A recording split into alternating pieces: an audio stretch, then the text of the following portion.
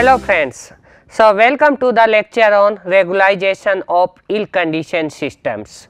So in the last lecture we have learned about the ill-conditioned systems, and we have seen if the conditional number of the coefficient matrix is quite large, then system is ill-conditioned, and if we solve such system as such, then the solution is not that useful, because if we are having a small error that may be due to sensor or due to computer, we can get a very large deviation in our final solution.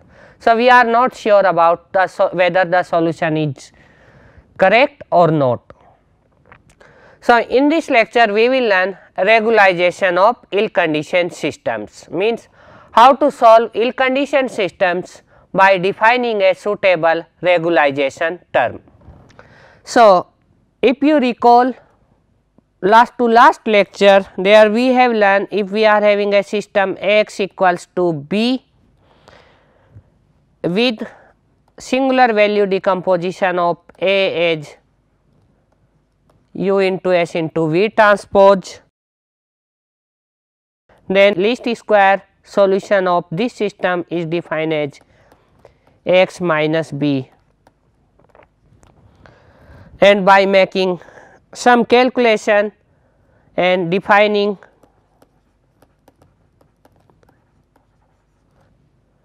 Z equals to Vtx, we have seen that Zi equals to Uit B upon sigma I for I equals to 1 to up to R, and arbitrary for I equals to R plus 1 up to N. Later on, by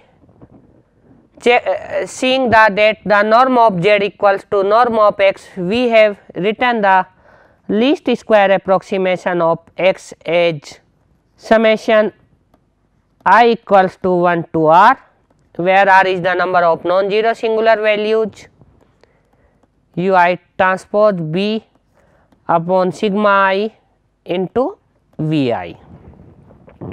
Now just look here, it will become U1 transpose B upon sigma 1 into V1, U2 transpose B upon sigma 2 into V2 plus some U I transpose B upon sigma I plus up to U R transpose B upon sigma R, and here Vi and here Vr. Now if any one of sigma I, if one of the sigma I is small, or I will say is very small, then a small change in B gives a large change in the solution X star.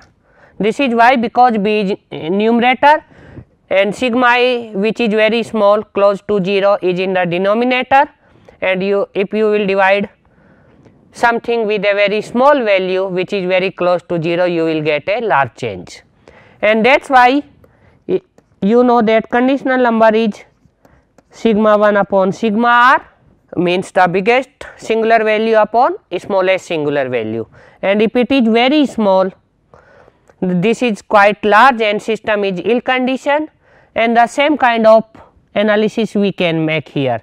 If sigma R is very small, if you make a small change in B, you will get a large change in X star, means your system will be ill conditioned. Now how to avoid this problem of ill conditioned system, that we will learn in this particular lecture. So regularization.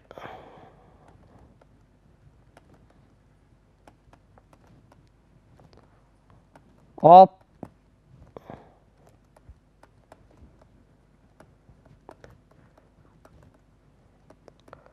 ill-conditioned system. So, consider an ill-conditioned system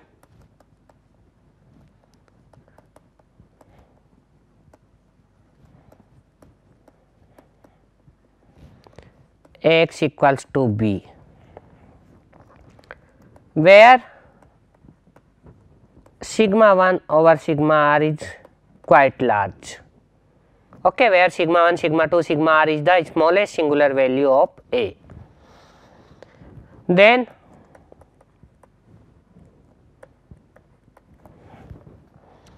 it might be useful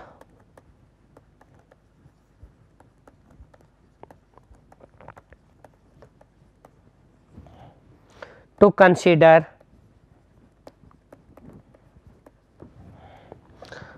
the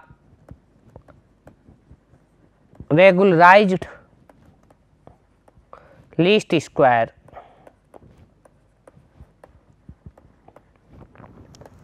solution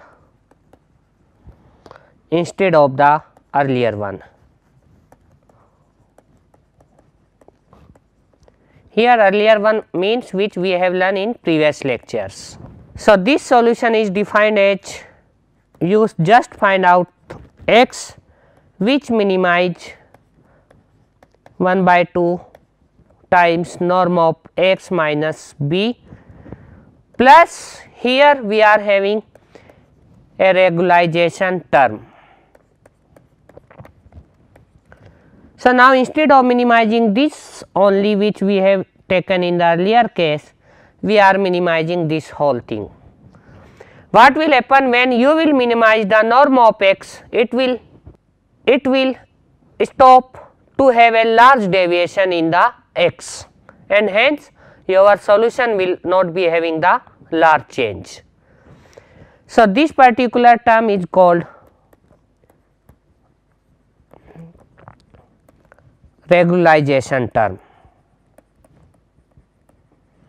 and this kind of regularization is called Tikhonov regularization.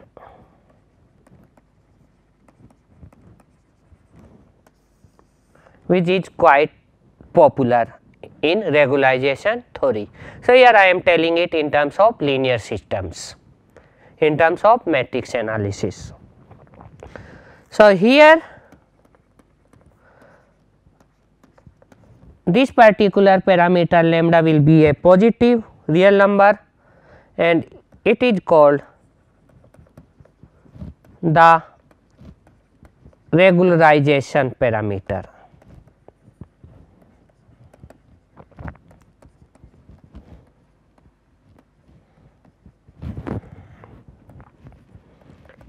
Which is not known a priori and has to be determined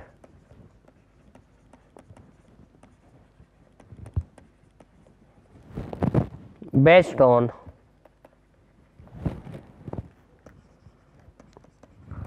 the problem data. We will learn how to determine it by taking an example. Now, so now we have to minimize this particular function. Let us say this equation 1. So, now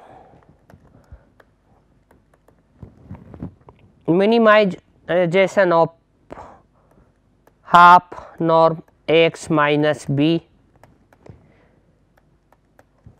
plus lambda by 2 the norm of x, and will be equals to, I can write this minimization of a root lambda I into x minus b 0. So, both of these are similar. So, let us say it equation 2. Now, for lambda greater than 0, so if lambda is non-zero, what will happen? The size of matrix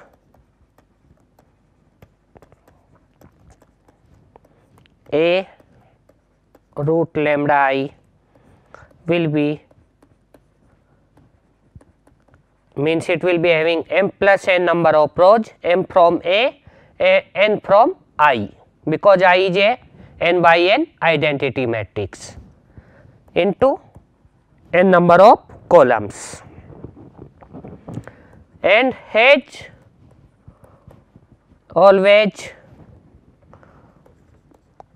full rank. Full rank means n, because even though if A is 0, I is a n by n matrix. So, the rank of this matrix will be always n, and you are having a rank n coefficient matrix and x is having n number of unknowns. So, you will be always having a unique solution. So, the regularized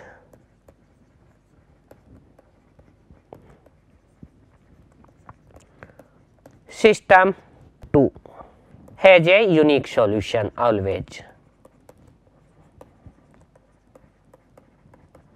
So, now how to find out this unique solution?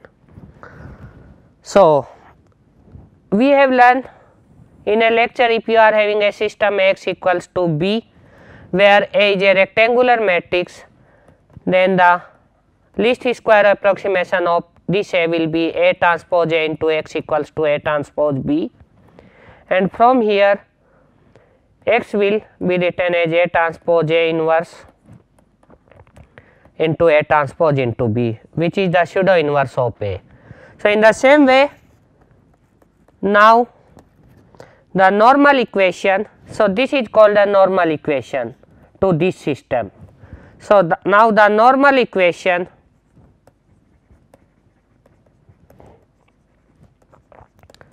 to regularized system 2 can be written as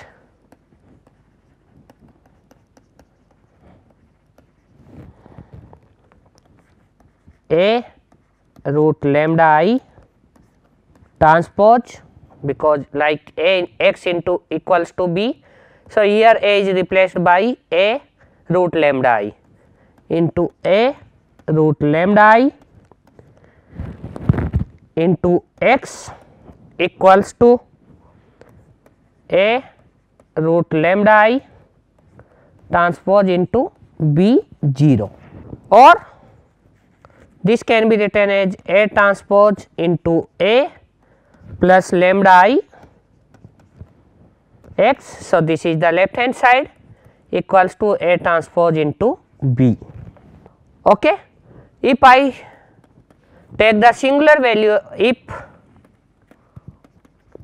the SVD of A equals to U S V transpose, then this I can write U S V transpose into A. So, A will become U S V transpose plus lambda I can write V into V transpose time x equals to U S V transpose into B. So, what I have done, wherever I am having A in this normal equation, I am writing its singular value decomposition. So, from here if I write this U S V transpose into U S V T. So, this can be written as V S transpose into U transpose, because A B C transpose is C transpose B transpose A transpose into U S V T. So, U 2 into U will become I, because U is an orthogonal matrix. So, this can be written as V S T S into V T. So, this system I can write V STS plus lambda I into V transpose, and this into X equals to what I am having here, V ST UT B.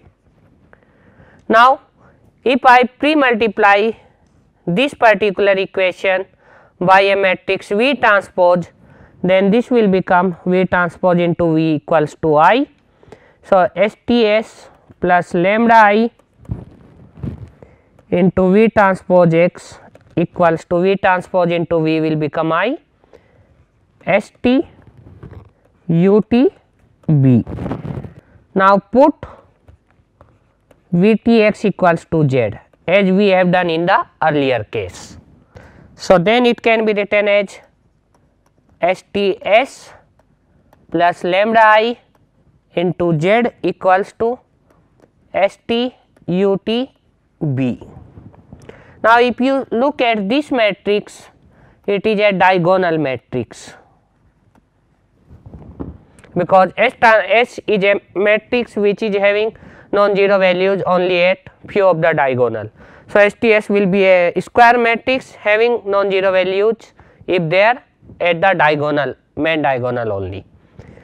So, then the solution Zi can be given as here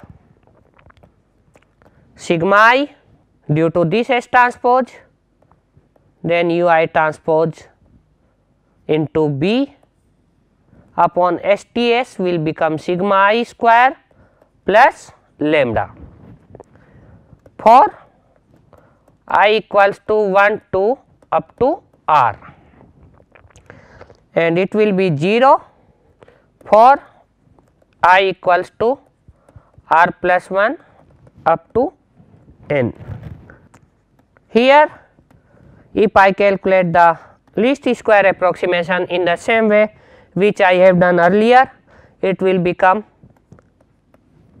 summation I equals to 1 to R, if I is having R non singular values, sigma I Ui transpose B upon sigma I square plus lambda into Vi. Now, in the earlier case where we have not used the regularization term, I obtained this solution as I equals to 1 to R UIT B upon sigma I into Vi, and in the regularized case I am obtaining this solution. Now, if lambda is tending to 0, in this case this particular solution put lambda equals to 0. So, sigma I will cancel sigma I square, this will become this particular solution, means lambda equals to 0 means we do not have the regularization term. So, this is the same solution, but with the regularization term. Now, how this solution is useful? Even though if a sigma I is very small,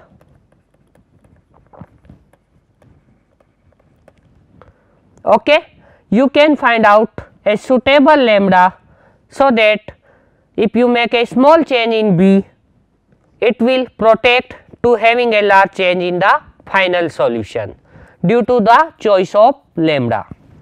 So, here what I can say, so what I can write here,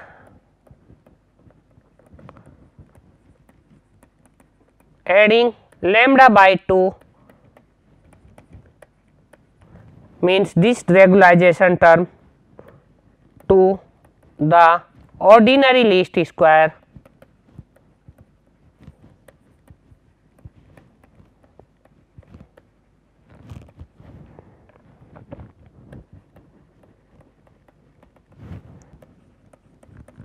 so this term acts as a filter, means contribution from singular values which are larger relative to the regularization parameter, means the sigma those are greater than lambda are left almost unchanged, means you will get this kind of solution, and whereas you are having a small sigma when compared to the lambda, the solution will be, this particular complete term will be treated as 0. So, I can write this particular term as sigma I UIT B upon sigma I square plus lambda. This can be treated like as a filter, and it will be 0 if you are having a singular value which is very close to 0, small singular values. So, there is no contribution from that term in the solution, and it will become UIT B upon sigma I, means your ordinary least square if sigma I is greater than lambda. Hence, we can protect our solution to have a large change, because the term which will give you large change, we have made the coefficient of that term as 0. So, there will be no contribution of that particular term. Now, question arises how to choose lambda. So, here suppose the data are B equals to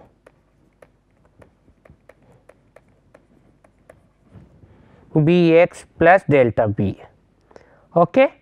So, Bx is a data without any perturbation, and delta B that the possible perturbation in my right hand side vector B. So, then I can write my Xex as I equals to 1 to R UIT into Bx upon sigma I into Vi, or this should be write as B. So, this is the, yeah, like this. So, this is the minimum norm solution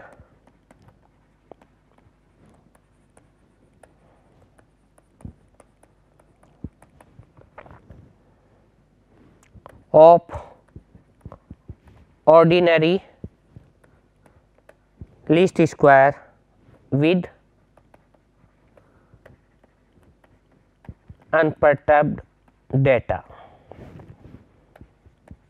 right hand side vector. So, this will come in this form. Now, but we can only compute B. We do not know how much perturbation is there in the B, okay. That is Bx plus delta B. Since we do not know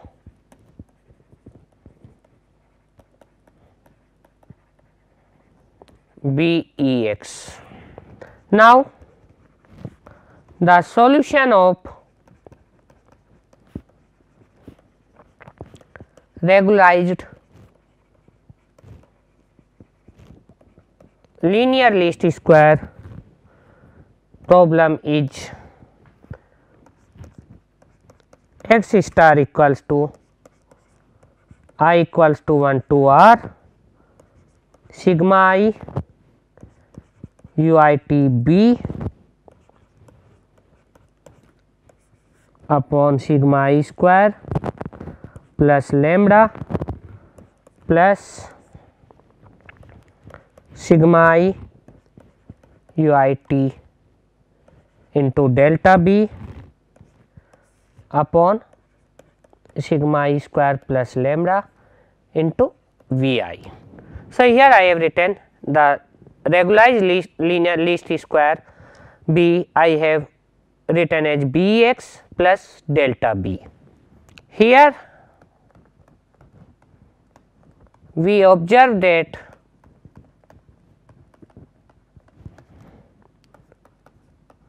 I equals to 1 to r sigma I UIT b E x upon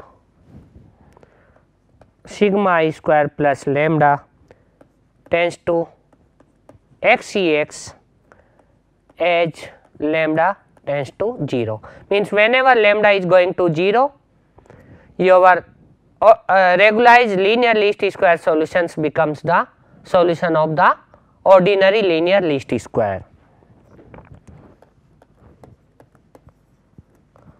On the other hand,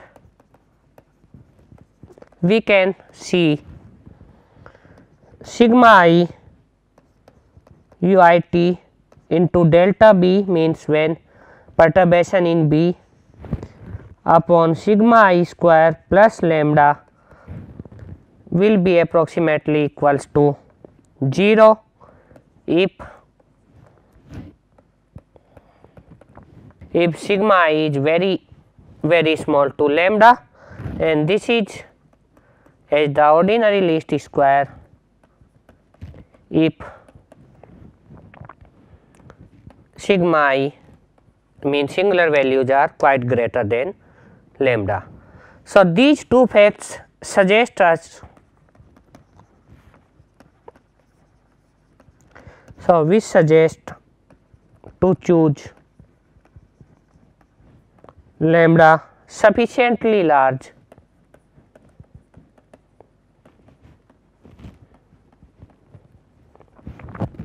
to ensure that delta B in the data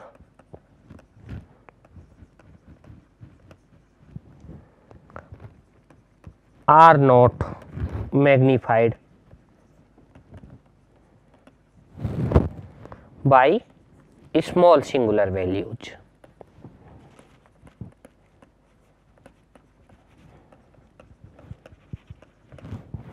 So, in this way, by choosing a suitable lambda, if you know the singular values of the matrix A, choose lambda somewhere which is greater than some of the small singular values, so that the contribution due to those small singular values will be neglected in the regularized least square approximation. So, in this lecture we have learned how to perform regularization, or in this lecture we have learned Tikhonov regularization of the linear systems. We have learned how to choose regularization parameter, and we have done the analysis of the regularized least square approximation based on the singular values. These are the references. Thank you very much.